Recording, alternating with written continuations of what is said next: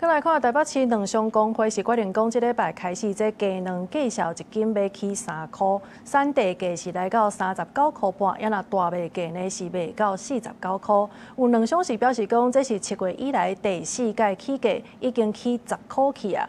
也若農業部是表示講，最近呢這雞卵的數量有影是有較少，有估這8月尾就會當恢復穩定。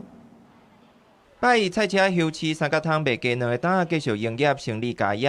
台北市農商公會前一天才宣布，這禮拜開始雞卵的計數一斤要起3塊，產地計數來到39塊半，大賣計數是49塊，創2年來新高。還是要買啊，因為家裡都有在吃啊，對啊。所以價格怎樣還是會買啦？還是會買啊，以前找到60幾還是有買啊。這間已經開3代卵行，白卵、細川卵、土雞卵，甚至烏骨雞卵攏有賣。總經理表示，為7月份開始，卵價就起3擺，這間是第4屆，起要10塊銀。那後手產量閣無夠，恐驚影響到中秋月餅的供應。我們現在最擔心就是中秋節的糕餅業的旺季，跟學生即將要開學這件事。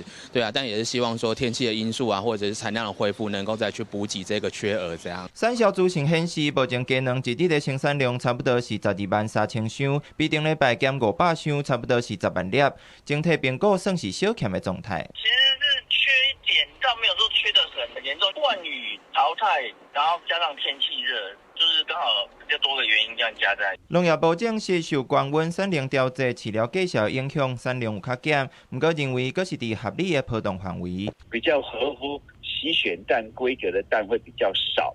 8月底開始慢慢增加了哦，大概在1-2個禮拜就慢慢恢復。細川卵一盒差不多600克的規格，如農業部講的，連鎖超市價頂的卵量有較少，甚至減少了了。農業部指出，線賣的卵供應較濟，預期9月學校開學進前，產量會當回升。不過第一線的農商嘛表示，其實土雞卵最近嘛有較欠。記者綜合報道。